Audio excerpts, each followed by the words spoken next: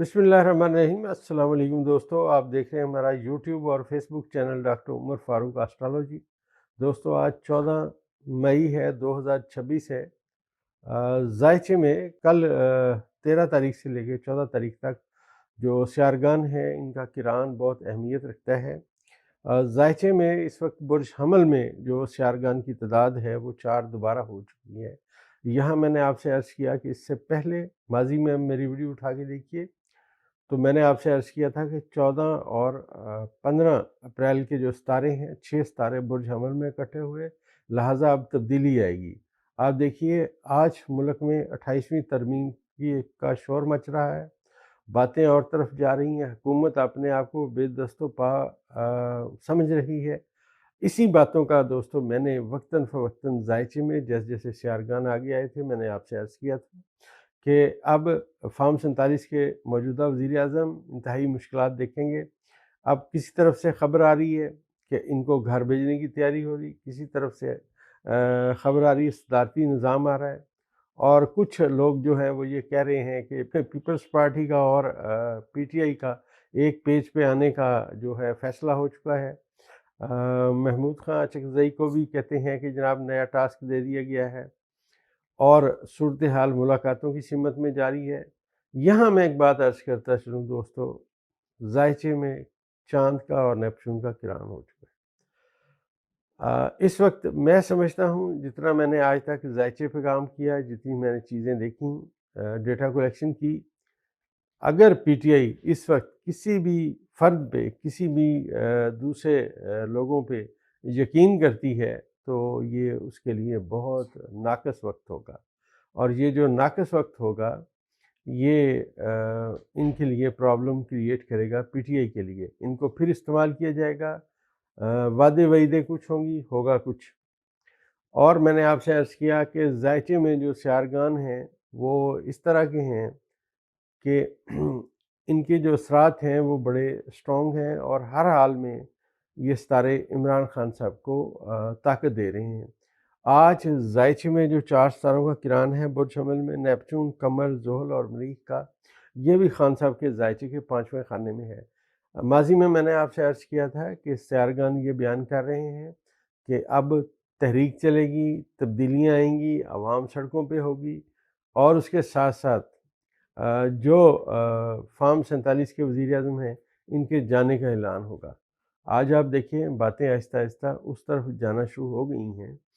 अब हुकूमत को अपने जो है समझ नहीं आ रही वो किस तरफ जाएँ।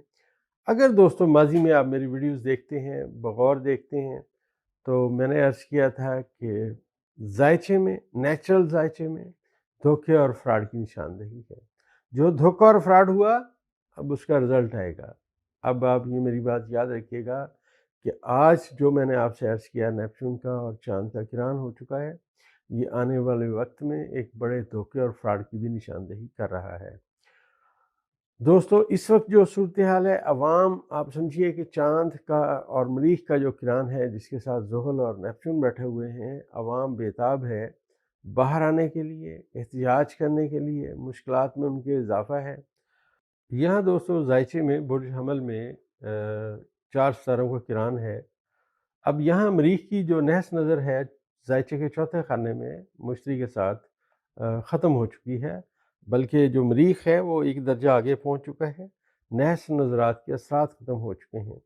अभी आप ऐसे समझिए कि एक नया प्लान मुरतब हो रहा है जो स्यारगान बयान कर रहे हैं, और ये जो स्यारगान बयान कर रहे हैं, जो नई बातें समझ आ रही हैं, नई बातें देखने को मिल रही हैं, जिसका आप भी देख रहे हैं आए दिन नई बातें कि 28वीं तरमीम है, क्या वो होगी नहीं होगी।